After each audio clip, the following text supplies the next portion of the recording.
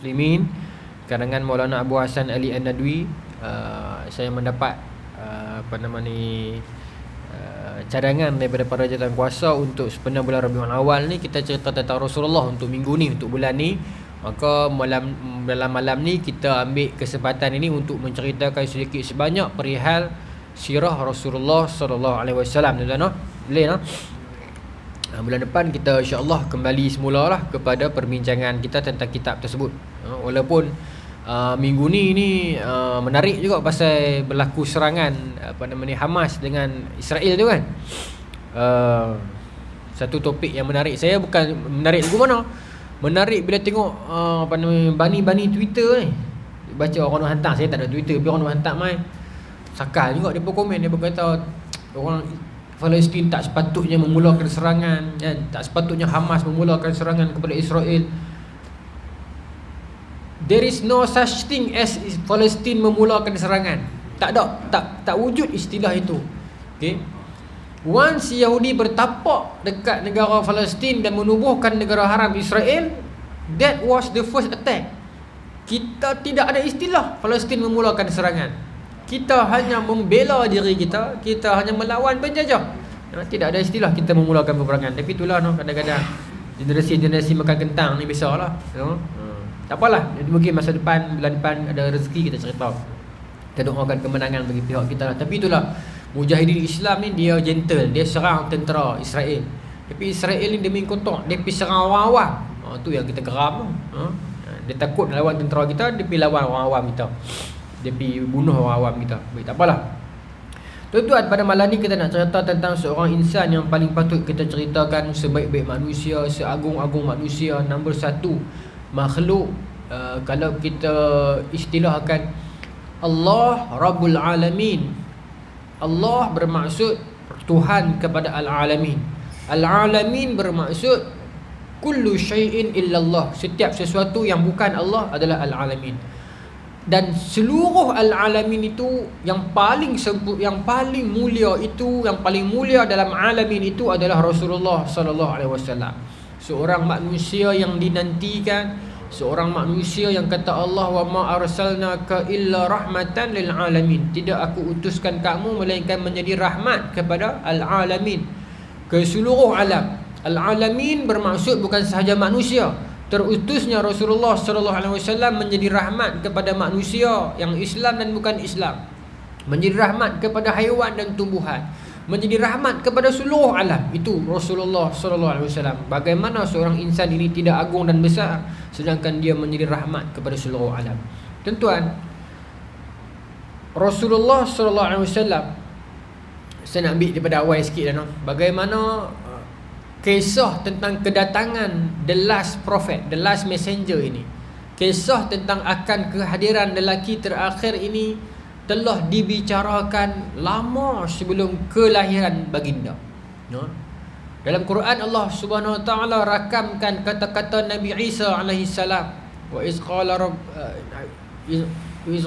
la Isa bin Maryam ila bani Israil. Bila mana Nabi Isa bin Maryam berkata kepada Bani Israel, ya Bani Israel, inni Rasulullah ilaikum. Wahai Bani Israel, aku adalah utusan Allah kepada kamu. Musaddiqan lima baina yadayya yaumut Taurah. Aku datang untuk membenarkan kandungan Taurat. Wa mubasyiran bi rasuli ya'ti min ba'di. Dan aku juga datang untuk mubasyir. Aku sebagai pembawa berita gembira. Bi rasulin ya'ti min ba'di. Tentang kerasulan, tentang seorang rasul yang akan datang sesudah aku. Ismuhu Ahmad. Yang pada namanya itu Ahmad atau Muhammad lah, sama. Maka seluruh dunia menantikan berita mubasyar itu, the man itu, lelaki yang sedang dinantikan itu. Seluruh dunia menantikan baginda. Dan siapa dia? Di mana dia akan keluar? Bagaimana dia terbit daripada jaluran yang mana? Seluruh dunia menantikan dia. Tuan-tuan, maka orang-orang Yahudi, Bani Israel yang melazimi kitab-kitab lama mereka ini mengetahui bahawasanya lelaki yang dicari itu akan memerintah daripada Madinah. Maka mereka berpusu-pusu, berbondong-bondong pindah duduk Madinah, Yasrib. Sedangkan tuan-tuan, Yasrib ketika itu merupakan sebuah kota yang penuh dengan penyakit. Yasrib ni tuan-tuan, kota yang penuh dengan penyakit. Bahkan bapa Nabi Abdullah juga jatuh sakit selepas terkena yang disebut sebagai wabak Yasrib. Yasrib ni kota penyakit. Di saat orang tak mau pergi Yasrib, melainkan penduduk asal Yasrib iaitu Aus dan Khazraj, orang Yahudi pilih untuk pergi Yasrib pasal mereka meyakini dalam kitab-kitab mereka lelaki itu, the man Muhammad itu yang dinantikan itu akan memerintah daripada Yasrib. Maka mereka saban hari menantikan bilakah kemunculan lelaki ini. Maka the searching for Muhammad telah pun bermula sejak era itu. Maka tuan-tuan, ramailah yang mencari lelaki ini. Ramailah yang mencari lelaki ini, apatah lagi pada zaman itu, zaman fatrah, zaman di antara kelumpangan antara dua nabi. Maka ramai yang mencari baginda sallallahu alaihi wasallam. Ketika Nabi SAW dilahirkan, masa Nabi dalam kandungan, ayah Nabi Abdullah meninggal dunia. Nabi dalam kandungan. Bila Nabi lahir, tuan-tuan, pada malam peristiwa kelahiran Nabi, dalam hadis ini ada dua riwayat. Satu riwayat daripada Zaid bin Sabit, satu riwayat daripada Aisyah radhiyallahu anha. Ada sedikit berbeza dia punya matan itu, tapi dia membawa cerita yang sama tentang khatam nubuwah. Tapi hadis itu panjang. Sebab saya nak ambil petikan awal. Masa malam kelahiran Rasulullah SAW di Mekah itu, orang-orang Yahudi, ada dua riwayat. Satu dekat Madinah lah, mereka mencari-cari sesama mereka pada malam tersebut. Mencari-cari dalam kalangan mereka, ada tak keluarga kita yang beranak? Ada tak keluarga kita yang beranak? Duk cari ni. Duk cari sama-sama mereka dekat Madinah. Cari tak jumpa lah. Mana ada anak orang Yahudi beranak malam tu? Malam that particular time itu tak ada. Maka dalam riwayat yang dibawa oleh Aisyah mengatakan orang-orang Yahudi yang datang berniaga di Mekah pada malam tersebut pun duk cari juga. Dalam hadis tersebut dia panggil ya ma'syara Quraisyan, wahai para penduduk Quraisy, wahai orang Quraisy dekat Mekah ni, hal wulida fikum al-lailah al-maulud, adakah dalam kalangan kamu pada malam ni yang sambut bayi? Ada dalam kalangan kamu pada malam ni yang dapat bayi? Adakah dalam kalangan kamu pada malam ni yang dapat sambut kelahiran? Maulud ni bayi lah, maulud ni kelahiran, maulud itu bayi. Sebab tu kita sambut maulid Nabi. Kita bukan sambut maulid kelahiran Rasulullah SAW. Maka tuan-tuan, orang Yahudi di Mekah dia pun nak cari. Dia orang Madinah tapi dia pergi menyigar di Mekah. Jadi kebetulan pada malam tu terjadi peristiwa tu, di Madinah pun nak cari, dekat Mekah pun nak cari. Cari jumpalah Abdul Muttalib dapat cucu pada malam tersebut. Kalau dalam riwayat yang lama dia sebut bagaimana orang-orang Yahudi boleh tahu malam tersebut lahirlah lelaki yang dinantikan itu, kerana malam tersebut terdapat satu bintang yang mereka tunggu lama dah bintang tu. Nama bintang tu Najmu Ahmad, bintang Ahmad. Yang mana mereka sahaja tahu bintang tu. Kita tengok mungkin kita tak tahu, tengok lagu tak ada apa kan.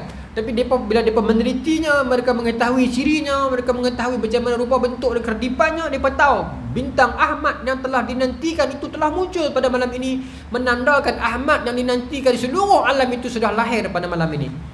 So tu dia cek habis anak-anak cucu dia tak ada yang beranak. Cek di Mekah ada. Bila ada pula lelaki itu terbit dalam jaluran orang-orang Arab.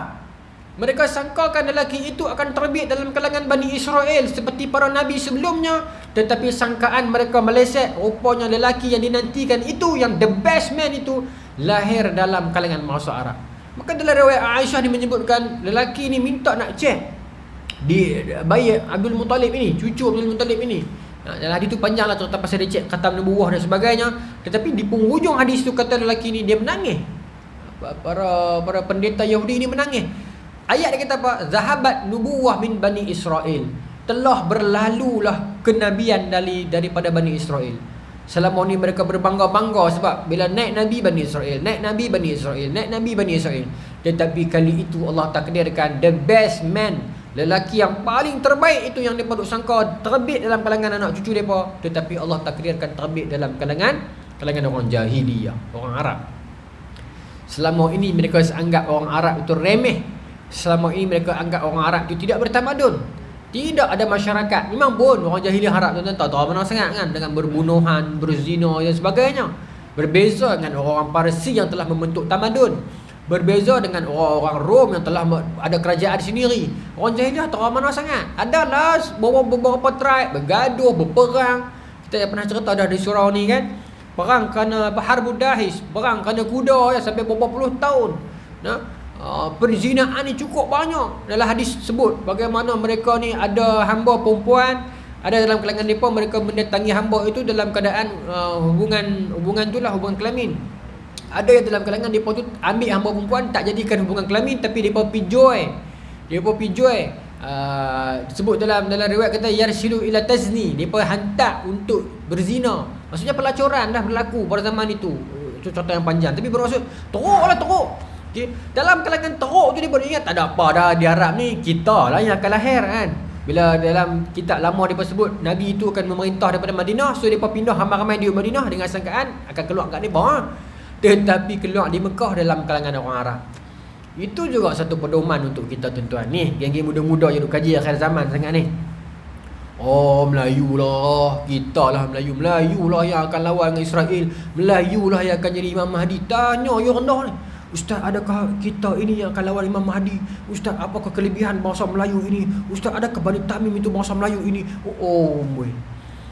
Minat akhir zaman tu bagus dah, tapi dia condong pikuk bangsa tu yang tak ubah seronok. Bila tengok para pengkaji akhir zaman Melayu, Imam Melayu lah yang lawan yang duduk belakang Imam Mahdi.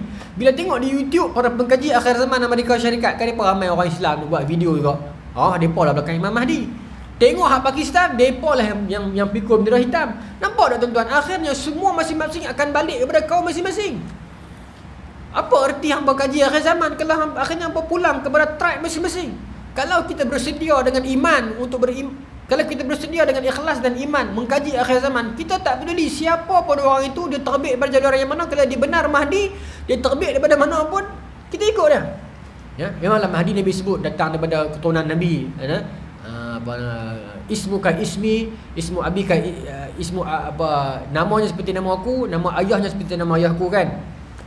Katakanlah Mahdi itu terbit, ni contoh kita tahu dah Mahdi itu dalam kalangan bangsa Arab lah, pasal keturunan Nabi. Cuma katakanlah tiba-tiba terbit dalam bangsa, maaf sebutlah, katakanlah terbit bangsa Bangladesh. Kita duk rasa, selama ni kita duk perendah depa, tiba-tiba kita duk rasa macam aku nak kena angkat depa ni. Lagu tu orang Yahudi rasa. Depa duk perendah orang Arab selama ni. Tiba-tiba Nabi tu terbit dalam kalangan bangsa Arab. Jadi depa tak boleh terima. Bagi depa itu second class. Macam mana kami nak ikut Nabi tu? Dia terbit dalam bangsa tu. Kami bangsa Yahudi yang mulia. Sebab tu depa tak boleh terima meskipun mereka mengetahui kebenaran dia. Sebab tu pengajaran untuk kita hari ini, jangan berbalik kepada bangsa. Berbaliklah kepada agama. Bangsa apa pun tidak hina kerana bangsa dia, tetapi dihina kerana dosa dia. Itu pun kalau Allah ampunkan dia mulia. Tidak ada bangsa yang mulia kerana bangsa dia, melainkan dia mulia kerana takwa. Baik. Maka tuan-tuan, bila Nabi dilahirkan, Nabi anak yatim. Maka apa lagi ya? Bila Nabi dilahirkan, Nabi anak yatim. Memang tradisi zaman itu, para wanita-wanita pekan ini, Nabi orang pekan lah, orang kota, akan hantar anak mereka agar disusukan oleh para wanita-wanita kampung. Sebab kepercayaan zaman itu, wanita-wanita kampung ni makanan mereka bersih, tak ada preservatif macam kita hari ni contohlah kan. Makanan-makanan di kampung tu tak tercemar. Jadi mereka cuma makan produk-produk kampung saja. Udara-udara juga tidak tercemar. Jadi mudah-mudahan anak yang menyusu dengan anak-anak perempuan di kampung ni, ibu-ibu di kampung ni akan membesar jadi orang yang sihat. Saya ingat aplikasi itu boleh diamalkan dengan zaman sekarang. Kita ada anak-anak kecil, orang perempuan yang ada di kampung yang tak ada duit, boleh ambil anak kita menyusu kan, sihat, udara yang segar. Tapi nak buat begitu susah lah pada zaman sekarang ni. Kalau kita boleh buat satu bank susu. Bank susu ni ada fatwa Lais bin Sa'ad. Tapi bukan atas istilah sekadar nama bank susu, tapi kita buat betul-betul bank. Betul-betul bank, physical bank susu. Kita boleh buat satu kan, tanah wakaf banyak. Satu bank susu kita buat macam bank tu pun. Buat macam bank. Yang mana ada orang boleh daftar nama sebagai orang yang akan berkhidmat memberi susunya, dan orang boleh mendaftar nama sebagai orang yang nak bagi anak dia menyusu, dia tak ada susu. Ada sistem, ada lock apa semua tu. Kemudian orang yang mendaftar nak menyusu tu kena ada ambil IC, kena ambil darah, kena ambil semua ni detail. Sebab nanti dia akan release sampai esok bila anak tu besar akan jadi adik-beradik susu. Jadi kena ada sampai tahap tu punya rekod. Dan mereka ni juga ada sedikit imbuhan kepada mereka lah, bermaksud katakan dia nak menyusu saja, ada duit, jadi ada pendapatan kepada dia, dia juga boleh menyumbang balik susu, dan lebihan susu ni tidak dibuang begitu saja. Lepas tu kena bincang pula bagaimana kalau orang bukan Islam ada isu ni, ada isu tak cukup susu, boleh kan main menyusu dengan anak kita. Jadi majlis fatwa masuk, ada satu board, oh best tu kalau boleh masuk bank susu yang kita buat bukan sekadar nama tapi memang institusi bank susu. Kan masuk, oi saya duk berangan kalau boleh buat macam tu no. Bagi satu model kat Malaysia ni kena ada satu. Ini premis yang orang boleh masuk, isi borang, peluang pekerjaan lah untuk dapat duit, dan peluang juga untuk orang yang tidak ada susu untuk anak nak menyusu. Dan bukan semua orang boleh tawarkan untuk dia menyusu. Maksudnya kita kena check akhlak dia dulu, check dia punya penyakit dia, check dia punya background dia. Oh, mah boleh buat macam tu. Dan rekod tu simpan, esok sampai ke 20 tahun 30 tahun akan datang, anak tu besar dia tahu tu adik-beradik dia. Mudah-mudahan Malaysia boleh start buat ke arah itu. Baik, sambunglah. Maka orang pakai ambil lah anak-anak orang yang berada ni, orang-orang daripada perkampungan Bani Sa'ad apa semua ni, main pakai ambil. Halimatus Sa'adah ni antara orang paling miskin dalam kalangan penduduk Bani Sa'ad ni. Dia dengan suami dia, Haris dia kat sana nama suami dia. Dia ni main naik keldai saja kot. Kedai pun yang kurus yang tak boleh naik dua orang. Main aku naik hang turun, aku turun hang naik ni. Sampai lambat di Mekah ni, anak-anak orang kaya-kaya ni dia pekat duk ambil habis dah lah. Orang susah, orang Bani Sa'ad yang lain dah ambil dah. Main dekat Halimatus Sa'adah tak ada siapa, ada Rasulullah SAW seorang je. Itu pun orang tak mau ambil pun. Lelaki ni Muhammad ni orang tak mau ambil pasal anak yatim. Boleh bayar banyak mana sangat. Yalah betul tadi ada keuangan juga, tapi anak yatim, bapak tak ada kan. Jadi dia pakat tak mau ambil. Jadi masa tu takkan Halimatus Sa'adah nak pulang hampa. Suami dia kata kepada dia, ambil lah anak ni. Mudah-mudahan mana nak tahu anak ni jadi berkat kepada kita kan, jadi punca rezeki kepada kita. Maka dia pun ambil juga Muhammad ini. Bila buat balik tu tuan-tuan, mukjizat itu bermula sejak Halimatus Sa'adah ambil bayi Muhammad ini. Keldai dia terus gemuk, terus kuat buat balik kampung Bani Sa'ad. Kemudian kambing-kambing dia beranak, pakat jadi susu jadi banyak. Dia sekelip mata jadi orang kaya bila mana dia menyara, dia menyusui Rasulullah SAW.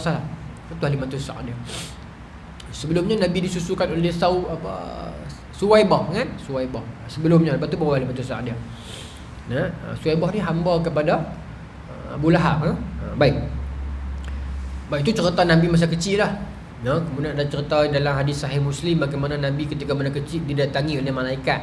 Yang malaikat belah dada Nabi, cuci dada Nabi, bawa keluar gumpalan hitam daripada dada Nabi. Itu berlaku ketika mana Nabi kecil. Cuma kadang-kadang kita tersilap, kita mengatakan itu berlaku sebelum Isra dan Mi'raj. Betul, Isra dan Mi'raj berlaku juga, tetapi Isra dan Mi'raj tidak berlaku yang malaikat Jibril bawa keluar gumpalan hitam daripada dada Nabi itu mengatakan ini ialah bahagian syaitan. Tak ada. Jadi ulama hadis buat kesimpulan pembedahan dada Nabi berlaku dua kali. Sekali waktu kecil dekat perkampungan Bani Sa'ad itu, yang mana anak-anak Halimatus Sa'adah semua ni balik rumah beritahu kat mak dia, qutila Muhammad telah dibunuh. Budak-budak ni nampak Jibril main dengan Mikail bedah dada Nabi. Wah keluar gumpalan hitam tu, itu berlaku masa Nabi kecil.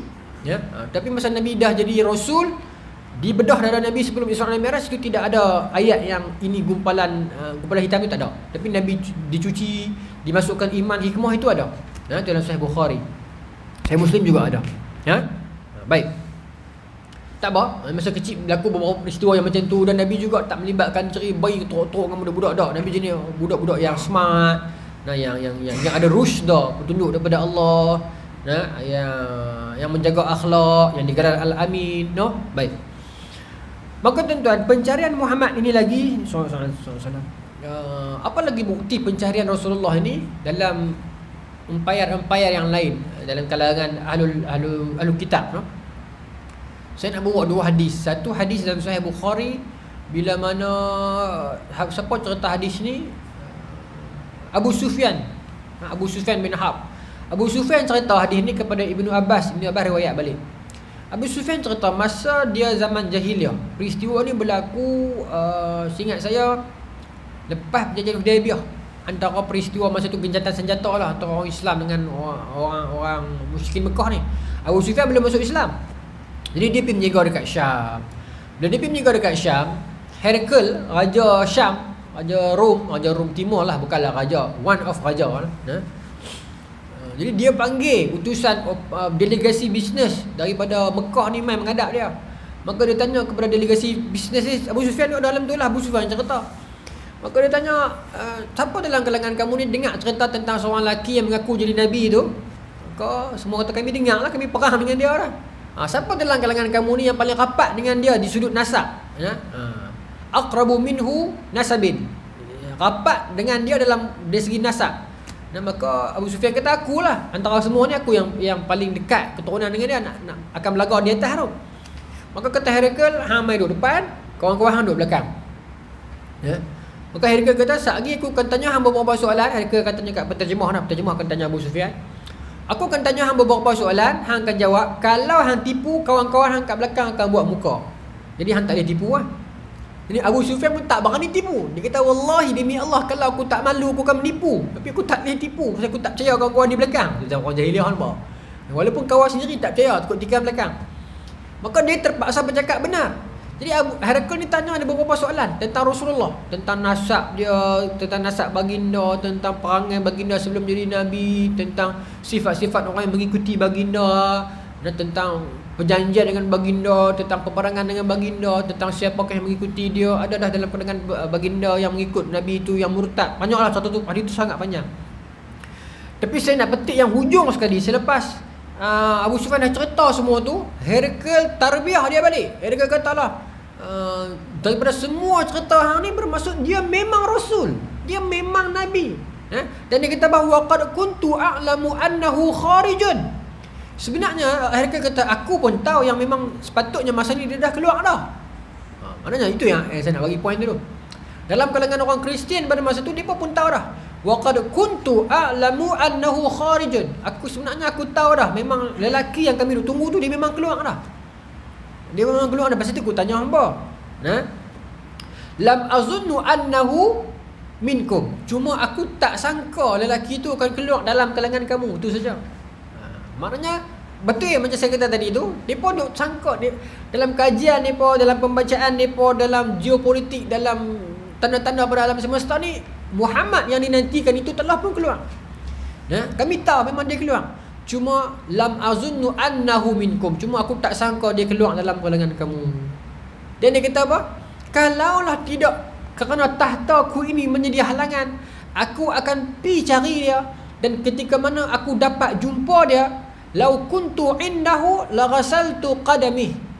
Kalau aku dapat pergi cari dia, tinggalkan tahta aku ini, pergi cari dia, duduk sebelah dia, lau kuntu indahu, kalau aku dapat duduk di sisi dia, la ghasaltu qadamih, aku akan basuh kaki dia. Itu Raja Rom. Satu tamparan yang hebat kepada Abu Sufyan, yang kenal Muhammad itu sejak kecil, yang tahu Muhammad itu tidak pernah berdusta selama ini. Itu pun mereka memerangi Muhammad itu, sedangkan orang luar lebih mengenali Muhammad itu. Dan raja itu sendiri kata, kalau aku duduk tepi dia, level aku cuma cuci kaki dia. Tuan, ini satu tamparan yang hebat kepada Abu Sufyan. Dan tuan-tuan, Rasulullah SAW, apa sahaja gelaran yang baginda tak terima masa baginda menyebarkan risalah? Apa? Penyihir, penyair kan, nak memecah belah orang Arab. Satu perkataan yang mereka tak boleh jual untuk nak menjatuhkan Muhammad ini, perkataan apa? Kazzab, penipu. Tak ada. Tuan-tuan baca dalam sejarah. Baca dalam sejarah, tak ada ungkapan kazzab. Mereka kenakan ke atas batang tubuh lelaki yang bernama Muhammad ini. Mereka boleh kata penyair, mereka boleh kata penyihir, mereka boleh kata pemecah belah, tetapi mereka tak boleh kata penipu. Pasal apa mereka tak boleh kata penipu? Pasal kalau mereka kata benda tu tak laku, orang tak boleh beli poin tu. Sebab mereka kenal Muhammad ini sejak dia kecil, dia pembenar, dia al-amin, dia amanah. Jadi kalau lah mereka pergi sebab daripada dalam kalangan orang Mekah, jangan percaya Muhammad dia menipu, siapa nak dengar? Orang takkan percaya. Sebab itu dalam banyak-banyak perkataan mereka boleh fitnah Nabi, perkataan itu mereka tak boleh guna, pasal tak laku dijual. Katakanlah kita ni tuan-tuan ada rekod menipu zaman-zaman silam kita, lepas pada tu kita berhijrah, kita cakap benar pun orang akan ada point lagi. Orang kata percaya cakap dia buruh orang satu kampung dulu tu. Walaupun kita baik dah lepas tu, walaupun kita telah bercakap benar, tapi masa silam kita senantiasa menghantui kita. Kita dah jadi selebriti agama misalnya, tapi zaman dulu kita ada masalah sikit, zaman-zaman muda kita boy. Jadi kita takut nak bergerak jauh. Kadang-kadang ada kawan-kawan lama kita yang kenal kita macam mana. Jadi ada saja poin yang tunggu yang nak lipat kita, tunggu masa je. Ya, Allah yang lindung kita. Ya. Tetapi Rasulullah tidak begitu. Memang Nabi tidak ada poin untuk orang nak hantam Nabi based on kisah silam Nabi. Tak ada. Kisah silam Nabi clean. Ya. Kita jadi pemimpin negara misalnya. Dulu kita ada kes. Ya. Dan kes tu dah lama. Kita pun dah taubat dah. Tapi senantiasa benda itu akan menghantui kita dan orang akan jadikan benda tu poin untuk menjatuhkan kita. Tapi Rasulullah tak ada, tuan-tuan. Tak ada. Ha? Datanglah orang yang mana pun selain Rasulullah, ada benda yang orang akan guna untuk jatuhkan kita. Pemimpin ke, tok imam sekalipun, mungkin zaman muda-muda dia buai. Adalah cerita-cerita dia kawan-kawan lama dia kenal dia, kan. Jadi dia nak cakap lebih pun dia malu kat kawan-kawan lama, kan. Saya pun gitu, kadang-kadang jumpa kawan-kawan sekolahan dia pun kata hang dulu mana jadi ustaz, aku kata. Dia pun kenal kita, kan. Kita kadang jumpa orang macam tu kita jadi malu, kan. Kawan-kawan lama masa sekolah, kan. Lagu tu lah siapa pun dia macam tu, no? Tapi Rasulullah tak ada. Rasulullah memang clean. Allah Subhanahu Wa Taala jaga Nabi. Baik. Kemudian siapa lagi? Ashamah, Raja Najasyi itu tuan-tuan pun tahulah. Yang Ashamah dia jumpa dengan Ja'far, dia tanya Ja'far satu-satu tentang Nabi.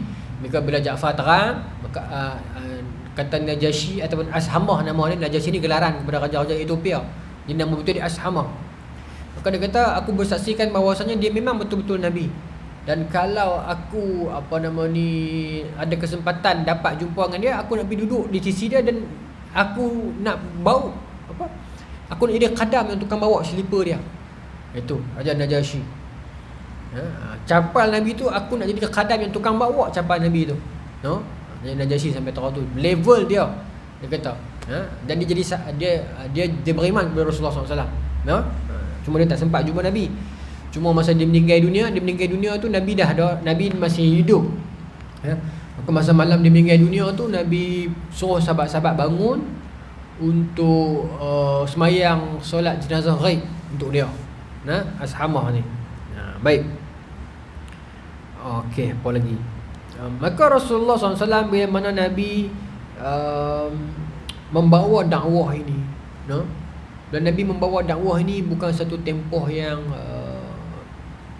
mudah, bagi pelbagai mihnah, tekanan, fitnah, tribulasi yang Nabi kena.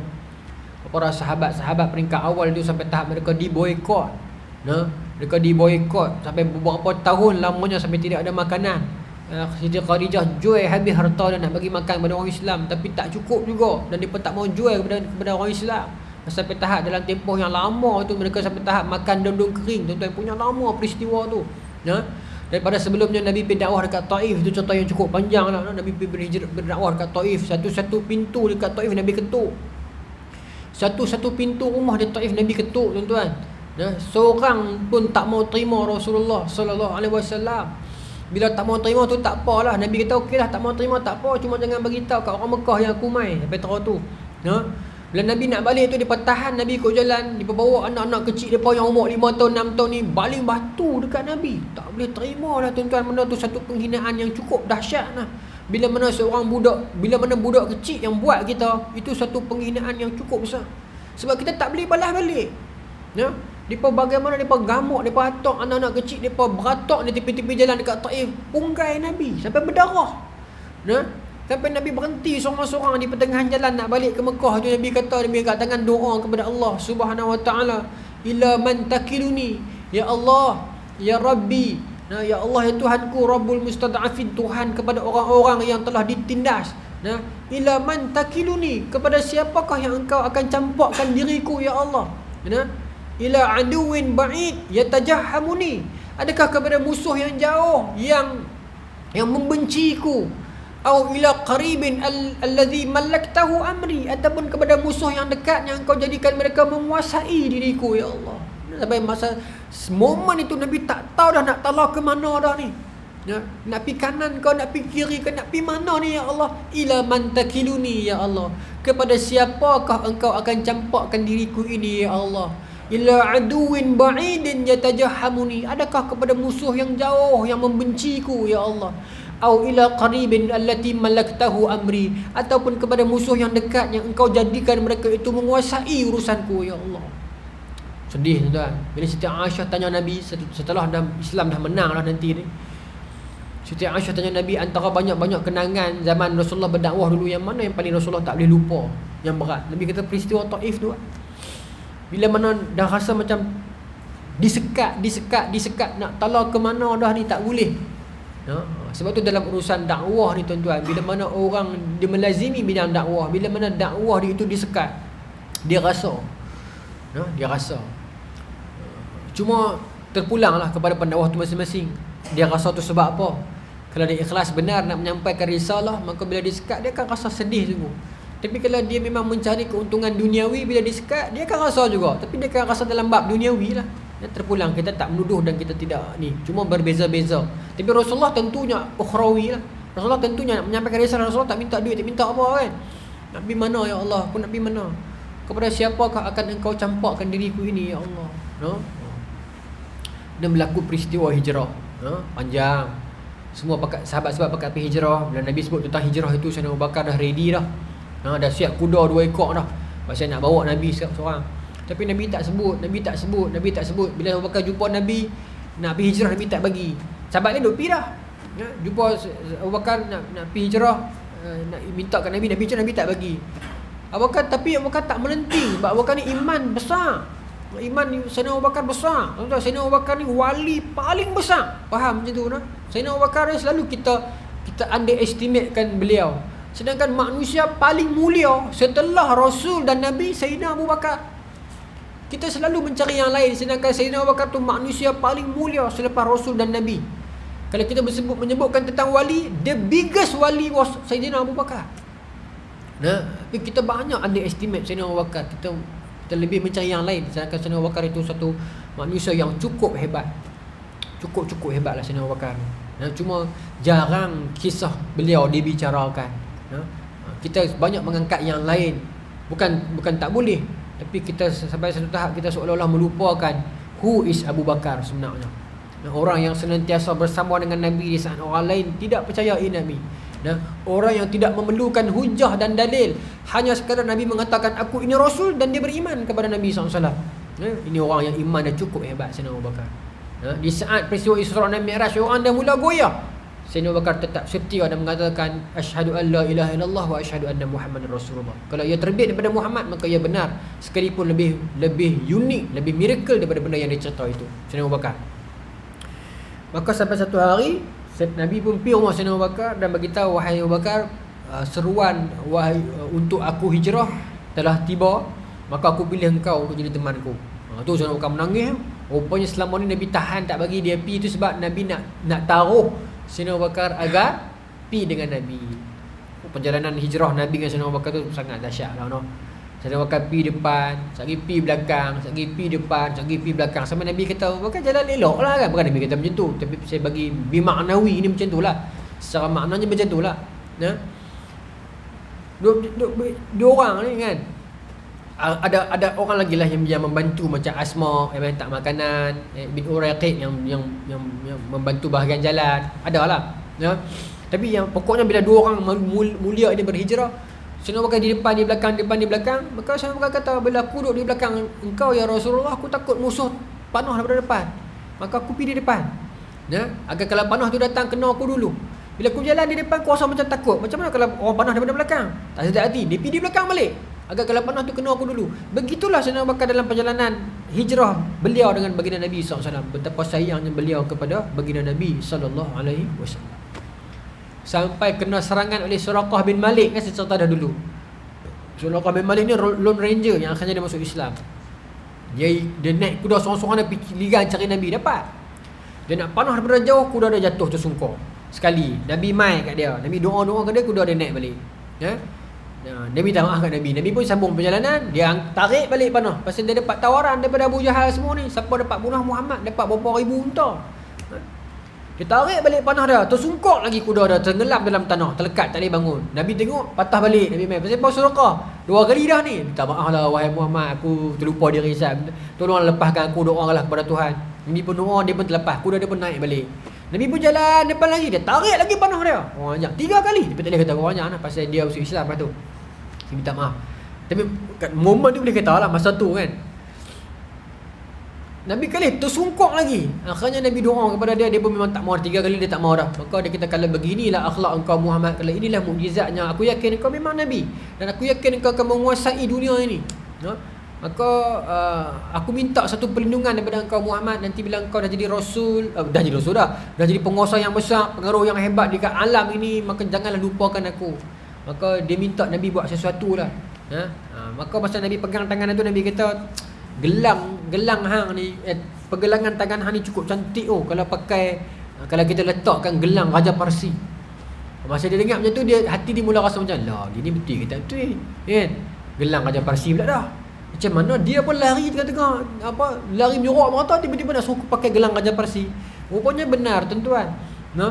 Setelah beberapa lama peristiwa, Nabi pernah wafat zaman Sayyidina Umar, mereka menang dengan kerajaan Parsi. Sayyidina Umar buat keputusan masa tu, harta-harta rampasan perang ni 1/5 bagi kat tentera. Tapi selepas pada tu zaman Sayyidina Umar dia tak ikut itu dah. Sebab zaman Sayyidina Umar tentera dapat gaji. Bila tentera dapat gaji, maka ghanimah ni bila dah banyak sangat boleh bagi kat rakyat. Dalam Bidayah Nihayah, Ibn Katsir bawa riwayat yang masa dia bawa balik harta-harta orang Parsi tu, orang-orang Madinah ni jadi heran. Orang Madinah kata, kita ni perangan manusia ke perangan bulian? Sebab pasal tak pernah tengok harta-harta semewah itu.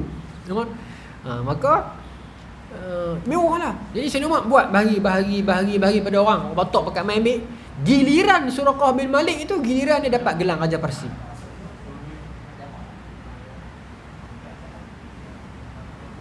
Giliran dia dapat gelang Raja Parsi. Menangis dia mengenangkan apa yang Nabi sebut berpuluh tahun sebelumnya.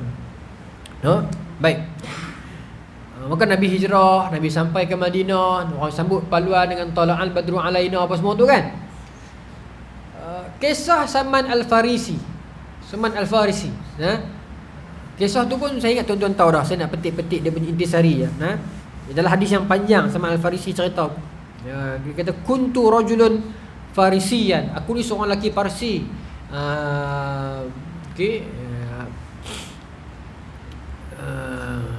Hadis tu mula dengan ayat tu. Hadis tu panjang, saya tak apa panjang, 3-4 surat. Dia kata, kuntu rajulun farisiyan. Aku seorang lelaki Parsi, min ahli Isfahan, daripada kota Isfahan. Dia kata kan, Isfahan kan, nama Isfahan ya, dekat Parsi, Iran sekarang lah. Aku orang lelaki Parsi daripada Isfahan. Jadi dia kata, tapi contoh tu tuan-tuan tahu dah noh. Saya nak skip lah.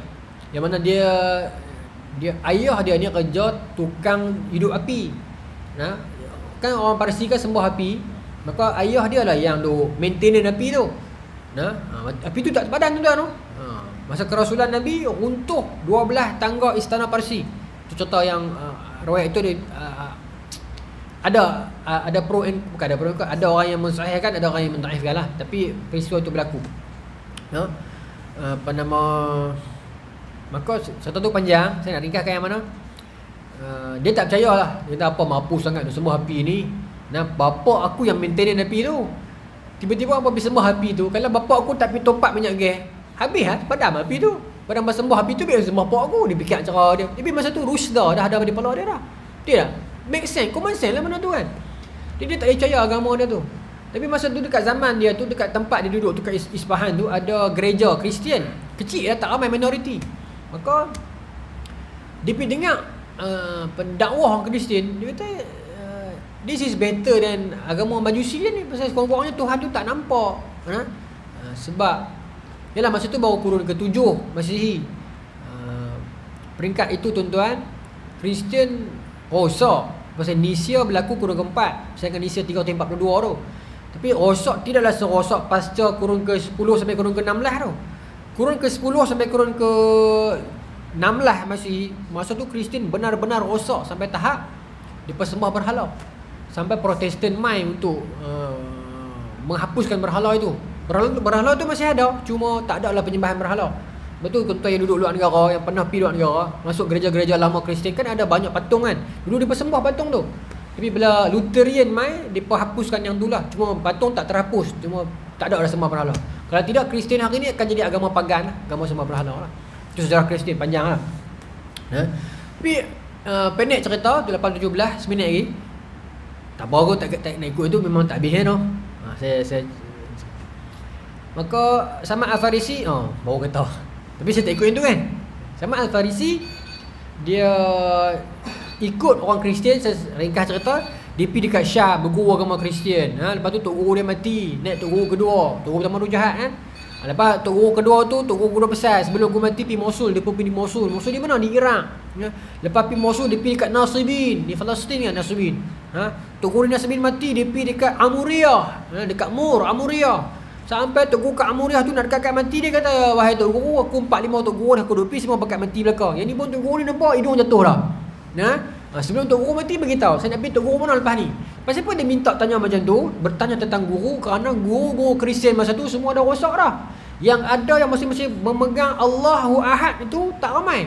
Sebab tu dia beritahu, lepas aku mati cari seorang dekat Mosul, cari seorang dekat Nasibin, cari seorang dekat Amuriyah. Pasal itulah, pasal tok guru Kristian yang lain semua bohong lah. Semua dah ikut raja-raja pada masa tu, Konstantin pada era sebelumnya lah, yang memahami konsep Trinity tu. Jadi yang ni tak faham, yang ni dia pun tak ikut Trinity, dia pun ikut Allahu Ahad, Allah Esa. Dia pun ikut, kalau nak dari segi perspektif Kristian, dia pun ikut Barnabas. Barnabas. Dia pun tak ikut yang Paul, Lukas, Yohanes, Markus tu. Baik. Maka masa dekat Amuriyah last tu, tok guru muda kata, kalau aku mati bermaksud Rasul itu telah sampai ke Madinah. Rasul mana? Rasul yang kita duk tunggu tu lah. Jadi aku mati menandakan tidak ada orang lain dah, melainkan Rasul itulah pembawa kebenaran. Ikut dia, pergi cari dia. Tapi dia tak kata kat Madinah, dia kata dekat satu lembah, kawasan yang bukit berbatu, sekian-sekian tanda, pergi cari dia. Dan pada badan dia itu ada tanda, belakang badan itu ada tanda. Dan dia itu ada tanda yang lain, iaitu dia tak makan sedekah, tapi dia makan hadiah. Maka sama Al-Farisi pergi cari dia. Bermaksud pencarian Muhammad itu telah bermula. Tak contoh lagi Tamim Ad-Dari yang jumpa dengan Dajjal, yang diberitakan tentang kerasulan Muhammad itu yang benar. Maka dia juga pergi cari Rasulullah SAW dan menceritakan tentang pertemuan dengan Dajjal. Maka seluruh dunia menantikan lelaki itu. Baik, bila Rasulullah dah perintah Madinah, berlaku perang Badar. Perang Badar, perang pertama antara Islam dengan musyrikin Mekah. Tentu kalau baca hadis-hadis tentang perang Badar, menitik mata. Bagaimana para sahabat cerita, mereka pada peringkat awal tak plan pun nak pergi perang orang musyrikin Mekah. Mereka cuma nak pergi ambil balik harta mereka, sebab orang Mekah ni dalam on the way nak pergi jual harta mereka. Harta mereka di Mekah dulu tu, jadi mereka nak pergi ambil buat balik ya. Ada sahabat yang tak mandi wajib pun pergi, sampai Allah turunkan hujan untuk menyucikan mereka. Dia tak plan pun bawa cangkir-cangkir gitu macam bahasa mudah macam begitulah, tak plan sangat pun. Tapi bila musyrikin Mekah dapat tahu mereka siapkan 1000 orang. Sedangkan orang Islam masa tu 313 orang tu hanya dalam sekadar dalam keadaan nak perang ke ni. Bukan kita semua ni warrior sebelumnya. Ada petani, ada peniaga. Sepanjang mereka on the way nak pergi perang tu, Allah turunkan hujan dan malam tu Allah campurkan rasa mengantuk dan mereka terlena. Sayyidina Ali riwayat hadis. Sayyidina Ali kata apa? Laqad ra'aituna fi yaumi badrin wa ma finna illa naimun.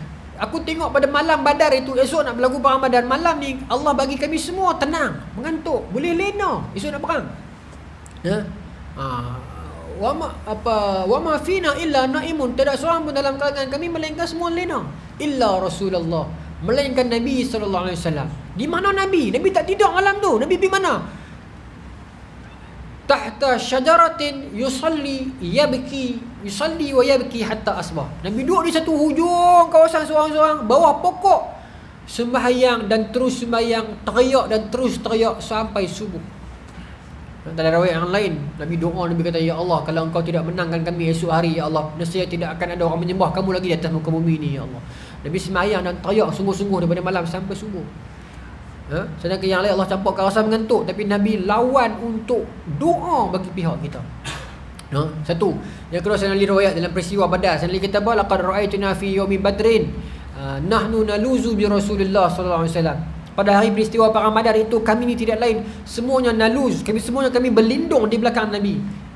Wa huwa aqrabuna minal adu ala al adu. Dan Nabi itu orang yang paling dekat dalam kalangan kami terhadap musuh. Tidak ada orang melepasi Nabi. Masa peristiwa perang Badar, kami semua duduk belakang Nabi. Nahlu naluzu bi Rasulillah. Kami semua belakang Nabi, macam anak-anak kecil yang Nabi jaga. Nah, dan wa huwa aqrabu minna ila adu, dan dia dalam kalangan kami ni dialah yang paling dekat dengan musuh. Nabi relakan tubuh Nabi kena dulu. Apa-apa jadi pun Nabi dulu. Kami di belakang Nabi, tak lepas Nabi. Nabi tak bagi. Nabi kepung kami, jaga kami. Ya. Ya. Wa huwa asyaddun nas yauma izin ba'sa. Dan kalau hari itu Nabi jadi orang yang paling kerja keras. Pi balik kanan kiri. Tak berhenti untuk kepung dan jaga kami. Sayyidina Ali sebut dalam peristiwa perang Badar. Bagaimana Nabi SAW terlalu sayangkan kita, tuan-tuan. No? Boleh masuk sikit lagi, no? Satu hari Siti Aisyah duduk dengan Nabi, laki bini, ya. Dia akan main satu-satu momen yang sweet, ya. Siti Aisyah tengok Nabi, terlintas hati, ya Rasulullah, indahnya wajah Rasulullah, bercahaya, kan. Doalah kat saya apa-apa, ya. Maka Nabi terus kat tangan doa, Allah maghfir li Aisyah, ya Allah ampunkan Aisyah, bizambiha, dosa-dosanya, ma taqaddama min dzambik, dosa-dosanya yang dulu dan yang kemudian, yang sengaja dan tak sengaja, ya Allah ampunkanlah untuk Aisyah atas dosa-dosanya yang dulu, dosa-dosanya yang lepas ni, yang dia sengaja, yang dia tak sengaja, ampunkanlah ya Allah. Nabi amin. Siti Aisyah senyum seronok. Nabi doa. Saya tanya Nabi tanya Aisyah, wahai Aisyah, pasal senyum seronok ke? Kita seronok lah. Nabi doa macam tu, minta ampun kat Allah untuk saya, siapa tak seronok. Nabi kata, Aisyah nak tahu tak satu benda? No. Doa tu saya doa tiap-tiap malam untuk umat saya. Kat kita, tiap kali sembahyang saya doa untuk semua umat saya. Allahu akbar. No. Nabi doa kat kita tak pernah putus dalam setiap solat Nabi. Untuk Allah ampunkan kita, Allah ampunkan kita dosa-dosa kita yang dulu, yang akan datang, yang sengaja dan tak sengaja. Nabi doa kepada Allah agar ampunkan kita. No. Ada satu hadis yang lain riwayat daripada satu Abu Zar Al-Ghifari, satu sahabat Abi Waqqas. Tapi dia dua ayat yang sama, cuma mungkin dua jalur yang berbeza. Dia pun meriwayatkan ketika mana Nabi SAW membaca ayat, satu ayat tu Nabi tak boleh tahan sebab Nabi akan ulang baca. Nah, kemudian Nabi akan sebut ayat yang saya kata Nabi akan ulang sebut tu. Nah, surah Ibrahim kot saya ingat saya. In tu'adzibahum fa innahum ibaduk, ayat tu. Nah. Bila Nabi membaca ayat, bila Nabi baca Quran semayang, Nabi melalui ayat-ayat tentang siksaan kepada kita, Nabi sangat sedih. Maka Nabi sebut ummati. Jadi hadis ummati tu ada tak? Ada. Tapi bukan masa wafat Nabi. Nah, hadis ummati tu ada masa Nabi hidup. Masa peristiwa ni lah, masa Nabi semayang malam, bila Nabi melalui bacaan-bacaan tentang siksaan kepada umat, kepada manusia, maka Nabi akan sebut ummati. Kemudian Nabi kata, kemudian Nabi akan ulang ayat surah surah Al-Maidah ke surah Ibrahim. Tapi kata surah Al-Maidah kot, misalnya Al-Maidah 118 kot. Kata Nabi, ayat itulah, Nabi ulang ayat tu, kata in tu'adzibahum fa innahum ibaduk wa in taghfir lahum fa innaka antal azizul hakim. Ya Allah, kalau in tu'adzibahum, ya Allah, kalau engkau azab mereka, ya Allah, ketahuilah mereka ini hamba kamu, ya Allah. Kita, ya, Nabi doa ni, ya Allah, kalau engkau azab depa, ya Allah, ingat depa ni hamba kamu, ya Allah. Wa in taghfir lahum, dan kalau engkau ampunkan mereka, ya Allah, engkaulah sesungguhnya yang baik dan bijaksana, ya Allah. Nabi ulang sampai Abu Zar kata, sampai Nabi menangis tak berhenti sampai ke pagi, dia ulang baca ayat tu untuk kita. No? Itu belum cerita lagi dalam peristiwa apa nama ni, gerhana bulan, yang Nabi panggil semua sahabat main semayang tu. Yang sahabat kata kami qiyam macam tak mau rokok macam tak mau bangun macam tak mau sujud macam tak mau bangun pula. Lepas habis tu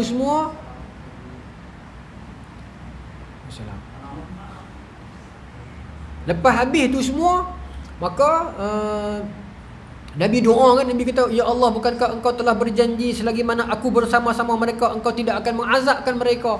Nabi sebut banyak ulang kali doa tu, pasal Nabi tak mau terkena azab kepada kita. Ya, syafaati li ahlil kabair min ummati, tu ayat, tu hadis Nabi kata, syafaat aku boleh sampai pada umat yang dosa paling besar dalam kalangan umat aku. Likullin nabiyyin da'watun da'aha li ummati.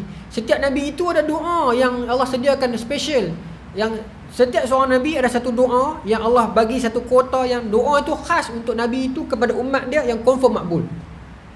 Wa inni ikhtaba'tu da'wati, syafa'atan li ummati yaumal qiyamah. Tetapi aku tak guna doa tu, aku simpan.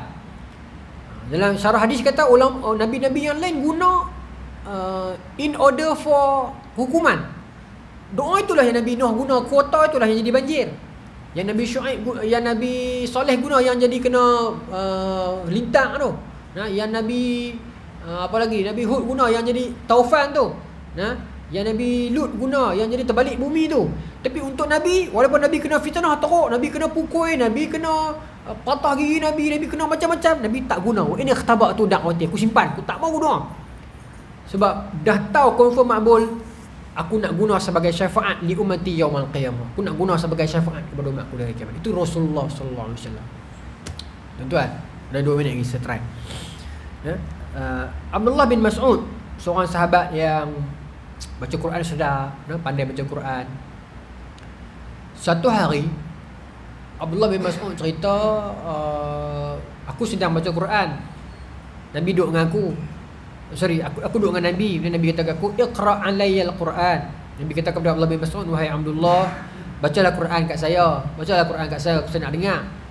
Maka Abdullah bin Mas'ud jadi tersipu-sipu malu. Abdullah bin Mas'ud kata, "Aqra'u ilaika wa alayka unzila ya Rasulullah." Takkan saya nak baca dekat Nabi, sedangkan Quran diturun kat Nabi. Malulah saya.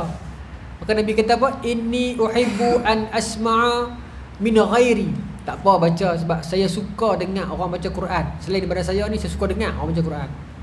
Maka kata Abdullah bin Mas'ud, "Faqara'tu alaihi suratan nisa." Maka saya pun baca dekat Nabi surah An-Nisa. Hatta balaghtu, sampai satu ayat, "Fa kaifa iza ji'na min kulli ummatin bi syahid." Bagaimana keadaan kamu bila mana nanti di hari kiamat kelak Allah akan datangkan untuk setiap umat itu seorang saksi. Wa innaka ala haula'i syahida, dan kepada engkau wahai Muhammad, engkau akan jadi saksi kepada haula'i, pada umat ini. Bila sampai ayat itu, Nabi kata kepada Abdullah bin Mas'ud, berhenti. Bagaimana keadaan umat bila mana di hari akhirat kelak dalam mahkamah Allah Jalla wa Ala, Allah akan panggilkan setiap umat itu, akan ada seorang saksi yang akan masa proses pembicaraan kita itu. Maka kepada engkau Muhammad, engkau akan jadi saksi kepada umat ini. Wajibna bika ala haula'i syahida. Engkau akan jadi saksi kepada umat kamu nanti. Nabi suruh Abdullah bin Mas'ud berhenti. Abdullah bin Mas'ud takut. Pasal apa Nabi suruh aku berhenti ni? Faltafattu ilaihi, aku kalih tengok belakang, kalih tengok tepi. Pasal apa Nabi suruh aku berhenti? Fa'ainahu tazrifan. Ayat mata Nabi dia keluar habis lah, meleleh. Kerana Nabi mengenangkan bagaimana nasib kita pada momen tersebut. Kan dosa kita yang banyak ni, macam mana Nabi nak jadi saksi kepada kita ni? Kata Abdullah bin Mas'ud, aku kali-kali Nabi teriak. Itulah Rasulullah sallallahu alaihi wasallam, bagaimana sayangnya baginda Nabi kepada kita, tuan-tuan. Nabi meninggalkan kita bulan Rabiul Awal, bulan ni juga. Nabi jatuh sakit masa Nabi buat haji, bulan Zulhijjah apa semua tu kan. Masa peristiwa tu pun Nabi dah sampai ke Mekah. Ada 145,000 orang yang ikut Nabi di Mekah. Ada yang sahabat yang tak pernah tengok Nabi pun, baru jumpa. Bayangkan berbondong-bondong orang, 140,000 orang ikut Nabi buat kerja haji. Sedangkan dalam tempoh 23 tahun itu, macam-macam ujian yang Nabi tanggung. Berapa kerat orang saja terima Nabi, ramai orang halau Nabi, pukul Nabi. Tetapi pada kesudahannya, tuan-tuan, Allah takdirkan haji Nabi yang awal dan akhir itu, ratus ribu orang ikut Nabi. Dan Nabi menyampaikan khutbah terakhir baginda. Tuan-tuan balik baca khutbah Nabi yang terakhir. Ingat satu. Yang paling kita kena ingat, Nabi kata apa? Syaitan telah berputus asa untuk menyesatkan kamu dalam perkara-perkara yang besar. Maka berhati-hatilah dalam perkara-perkara yang kecil. Ingat, mungkin syaitan tak suruh kita murtad. Syaitan tahu kalau dia suruh kita murtad, kita mesti tak murtad punya. Syaitan suruh kita bergaduh dengan jiran. Syaitan suruh kita buang sampah, jangan masuk dalam tong, buang kat tepi-tepi. Syaitan suruh kita parking blok ambil kereta orang. Yang kecil-kecil kena hati-hati semua. Syaitan suruh kita komen kat Facebook bagi perli-perli orang sakit hati. Kita tak apa, aku buka umpat, aku type saja, kita akan fikir macam tu. Jadi kena hati-hati. Kemudian dalam riwayat cerita, sepanjang Nabi dekat Mekah tu, kau ramai orang ratus ribu. Nabi pergi kat setiap kelompok, Nabi akan tanya, hal balaghatur risalah, Telahkah aku sampaikan risalah? Telahkah aku sampaikan risalah? Tapi Nabi tak berhenti dia bertanya ni. Jumpa kelompok ni tanya, aku sampaikan tak lagi? Aku sampaikan tak lagi? Aku sampaikan tak lagi? Sampai sahabat jadi risau. Sahabat kata, cukup lah ya Rasulullah. Yang qad balagta risalah. Nah, engkau sampaikan risalah, jangan risau. Bukan sahabat kata macam tu, Nabi kata, Allah masyhad. Allah saksikanlah depa ni kata-kata depa ni ya Allah. Nah, Nabi fikir orang lain pula, Nabi tanya pula, adakah aku telah sampaikan? Ya Rasulullah, engkau telah sampaikan. Allah masyhad, ya Allah saksikanlah depa ni ya Allah. Oh tuan-tuan, masa tu ada sahabat yang dah tak sedar hati, pasal pun Nabi macam ni kan. Nabi balik daripada Mekah tu, ada peristiwa yang lama berlaku perang Hunain apa semua tu. Nabi balik sampai ke Madinah, main bulan Safar, hujung bulan Safar Nabi jatuh sakit. Ada ulama kata 28 kot saya Safar Nabi jatuh sakit. Lama Nabi demam, tak ada lama 2 minggu. Lama juga kan. Dalam 2 minggu itu 11 hari Nabi masih lagi jadi imam. Tapi dalam 3 hari 4 hari terakhir tu Nabi tak lagi jadi imam dah. Hari Nabi meninggal hari Isnin, Nabi SAW meninggal hari Isnin. Hari Jumaat petang tu Nabi dah tak boleh dah. Nabi jatuh. Sahabat-sahabat tunggu Nabi nak sembahyang Isyak. Nabi melangkah api jatuh pingsan Nabi. Jatuh pingsan. Sahabat tunggu tak sembahyang, tunggu masa Isyak panjang kan. Sampai Nabi sedang Nabi tanya, hasallan nas, sembahyang lagi? Tak. Nabi kata mai ayam. Nabi pun ambil ayam, sapu badan ambil sembahyang. Langkah lagi nak pergi, rebah lagi pingsan kali kedua. Tunggu lagi sahabat, tunggu lagi. Nabi sedang. Nabi kata sembahyang lagi. Tak lagi tunggu Nabi. Nabi sampai ambil ayam, ambil sembahyang pula. Ambil sembahyang sapu pula ayam ni. Bangkit lagi, pi lagi gagah pi tak larat sungguh-sungguh dah ni tuan-tuan. Bukan main-main. Rebah lagi kali ketiga. Pengsan. Sampai 4 kali. Punya nak jadi imam untuk kita yang terakhir. Nabi nak tolong doakan untuk kita. Tuan-tuan baca dalam fiqh sirah Syekh Ahmad Ghazali disebut, sampai Nabi tanya pada peristiwa sebelum Nabi tanya, siapa yang dalam kalangan kamu yang ada dosa nak minta ampun, bagi tahu. Seorang sahabat katakan, ya Rasulullah, aku dulu pernah zaman jahat dulu aku pernah buat sekian-sekian. Nabi kata, ya Allah ampunkan dia ya Allah. Seorang sahabat yang dengar tu kata, ya Rasulullah saya pun ada juga. Cerita Nabi beringat, ya Allah ampunkan dia ya Allah. Lagi, ya Allah ampunkan dia ya Allah. Lagi, ya Allah ampunkan dia ya Allah. Sampai Sayyidina Umar kata, hai, ini majlis apa ni? Ini bukan majlis nak cerita aib. Nabi kata, tak apa Umar, tak apa Umar, ni aku nak tolong habis dah ni. Masa tu Umar dah asal lain lah. Pasal apa Nabi buat macam ni? Kan? Itu peristiwa sebelumnya lah. Tapi yang saya cerita ni dah 4 hari terakhir. Jumaat malam, Sabtu malam, Sabtu siang, sahabat duduk pergi sembahyang, Nabi tak ada. Pergi sembahyang, Nabi tak ada. Tunggu, Nabi duduk sebelah ya tuan-tuan. Bilik Nabi sebelah rumah Aisyah tu kan. Cerak terai ya. Tapi Nabi tak boleh keluar, sakit, gering. Itu pun cerita sebelumnya tuan-tuan, yang Nabi masa Nabi sakit tu, Nabi masih lagi nak ikut giliran rumah isteri-isteri tu. Tak larat dah, 63 Nabi. Tak larat, demam sakit panas sungguh-sungguh ni. Itu pun Nabi nak tunaikan tanggungjawab lagi sebagai seorang suami. Nabi kata, esok nak pergi rumah siapa pula? Aina anta ghadan? Aina anta ghadan? Aina ana ghadan? Aina ana ghadan? Bila esok saya kat mana tak tahu. Esok kat mana tak tahu. Ambil berat lagi nak tengok, nak follow jadual poligami tu. Sampai para isteri-isteri Nabi yang tua-tua ni mesyuarat kata, ya Rasulullah, tak payah main rumah kami dah, tak apa. Rumah kami semua ni kami infak bagi kat Aisyah. Duduk di rumah Aisyah. Kenapa? Sebab Aisyah muda. Aisyah kuat. Larat jaga Nabi. Yang keduanya, Aisyah pula cerdas. Dan dia juga pandai berubat. Siti Aisyah ni pandai ilmu perubatan. Siti Aisyah pandai. Maka duduklah Siti Aisyah di rumah, duduklah Nabi di rumah Aisyah sampai akhir hayat baginda. Sabtu pagi, Sabtu petang, Ahad pagi, Ahad petang, Isnin pagi subuh Nabi keluar. Nabi selok terai. Ni Anas bin Malik cerita lah hadis ni. Kami duduk sembahyang subuh, Sayyidina Abu Bakar jadi imam. Tiba-tiba cahaya, tiba-tiba lagu terang. Rupanya Nabi selok terai. Dalam hadis kata, yatabassam wa yadhhak. Nabi senyum dan Nabi gelak kecil. Nabi tengok sahabat duduk sembahyang dah. Nabi selok terai tengok. Teratur semua duduk sembahyang kan. Dia jadi puas. Nabi senyum, Nabi tergelak kecil. Jadi sahabat perasan. Anas bin Malik kata, kalau aku boleh berhenti mufaraqah solat, aku nak mufaraqah, aku nak lari pergi peluk Nabi. Baru 3 hari tuan-tuan, rindu kat Nabi bukan kepala. 3 hari tak tengok Nabi, rindu tak tahu nak abang. Sampai saat tengah semayang pun Anas bin Malik kata, kalau aku boleh berhenti, aku nak berhenti lari pergi peluk Nabi. Tapi Nabi senyum. Sayyidina Abu Bakar nak undur, Nabi buat syarat, terus tutup balik tirai, gelak balik. itulah kali terakhir para sahabat melihat wajah Nabi dalam keadaan hidup. That was the last moment. Mereka melihat tubuh itu dalam keadaan bernyawa. Pagi tu Nabi makin sakit teruk. Nabi panggil Fatimah mai. Para sahabat panggil Fatimah mai. Lah hadis yang panjang. Ketika Fatimah mai, tak tahan tengok ayah ada sakit teruk. Siti Fatimah, Nabi panggil mai dekat dengan Nabi. Nabi tak nak cakap kuat dah. Tunduk dia. Nabi cakap sesuatu. Teriak Siti Fatimah. Bangun tak tahan teriak. Nabi panggil pula. Tunduk pula Siti Fatimah. Nabi cakap lagi. Gelak dia. Nanti pada hadis tu Siti Aisyah tanya pada kemudian hari, kenapa mula-mula hang teriak, lepas tu hang gelak kan? Fatimah kata mula-mula Nabi beritahu Nabi nak pi dah.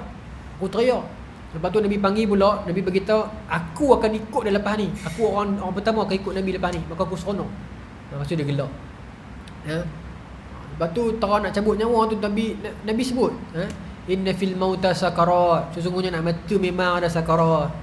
Sesungguhnya memang nak mati tu ada sakarat. Nabi minta ayat, tok tangan, celup tangan.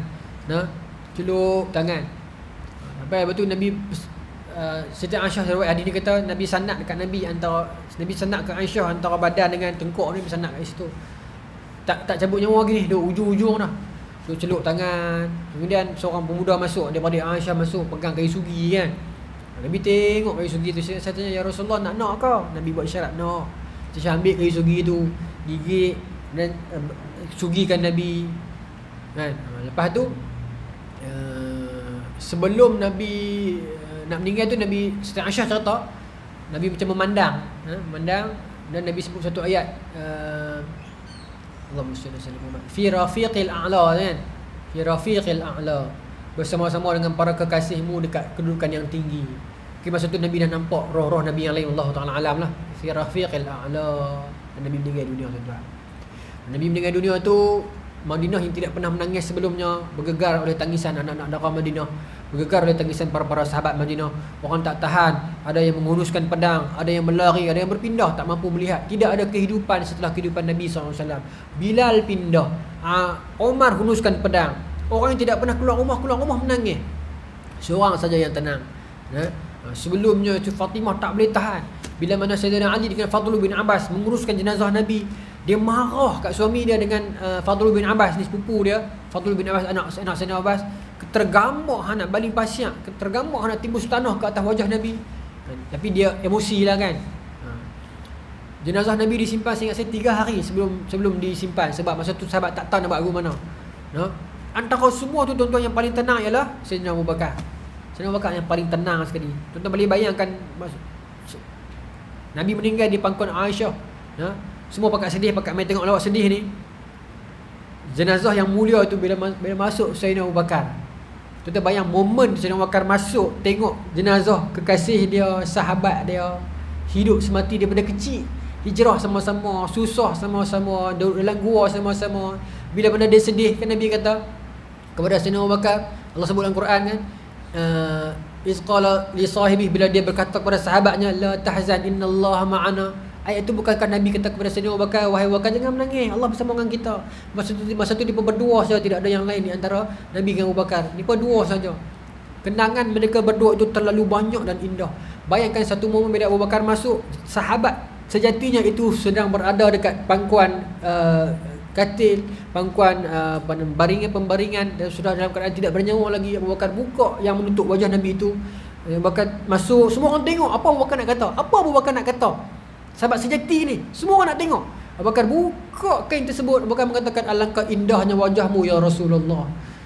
Abu Bakar tutup balik, Abu Bakar keluar ke tengah-tengah pekan Madinah dan menenangkan para sahabat. Abu Umar dah tak boleh tahan. Abu Umar tarik pedang. Umar kata, siapa kata Muhammad mati aku bunuh. Muhammad tak mati. Muhammad cuma pergi jumpa Allah macam Musa pergi jumpa Allah. Sat nanti akan balik. Bukan Umar tidak kuat akidah. Umar terlalu sedih kerana terlalu cinta. Itu kecintaan kita kepada Rasulullah SAW. Jadi kalau kita cinta kepada Nabi, apa kita nak buat? Qul in kuntum tuhibbunallah fattabi'uni, kata Nabi. Kalau kamu semua cintakan Allah, ikutlah Nabi. Ikutlah sunnah Nabi, ikutlah akhlak Nabi, ikutlah cara Nabi. Jagalah Nabi SAW elok, selawat jangan berhenti. Al-bakhil alladhi man dzukirtu indahu lam yusalli alayya, kata Nabi. Seorang yang bakhil itu ialah orang-orang yang bila mana disebutkan namanya disebutkan nama aku di sisinya dan dia tidak bersalawat kepada aku. Ya, selawat banyak-banyak. Kemudian Nabi kata, inna lillahi malaikatan sayyahina fil ardi yuballighuni min ummati salam. Sesungguhnya di sisi Allah itu ada malaikat yang berlegar-legar di langit, yang mencari-cari doa, yang mencari-cari selawat daripada umatku kepada aku. Jadi bila kita selawat kepada Nabi sallallahu alaihi wasallam, dia akan berpusu-pusu turun bawa selawat itu, yuballighuni min ummati salam. Dia akan bawa selawat itu terus hantar kepada aku di Madinah. Hatta al-an, sampai sekarang, sampai nantilah. Nabi beritahu. Jadi banyaklah kita bersalawat kepada Nabi. Hanya satu pintu yang dapat menyelamatkan kita daripada kemurkaan Allah. Ya. Allah boleh rahmati kita dengan taubat. Kalau itu pun kita tak lepas, tidak ada apa-apa dah yang boleh menyelamatkan kita illa syafaatin Nabi, syafaat Nabi sallallahu alaihi wasallam. Allah boleh rahmati kita, Allah boleh terima taubat kita. Katakanlah yang tu pun kita tak lepas, kita nak harap apa lagi dah? Tak ada apa dah melainkan syafaat daripada Nabi sallallahu alaihi wasallam yang Allah akan terima. Kalau kita tak selawat, macam mana kita nak dapat syafaat? Tapi saya dosa banyak, takkan saya selawat Nabi nak dengar? Jaminan ini dengar. Nabi kata, syafaati li ahlil kabair min ummati. Pertolongan aku ini, coverage dia boleh sampai kepada orang yang buat dosa paling besar dalam kalangan umat aku. Nabi bercakap depan sahabat yang paling mulia, tapi Nabi masih tak lupa tentang umat kemudian yang buat dosa paling besar. Nabi tak pernah lupa kita.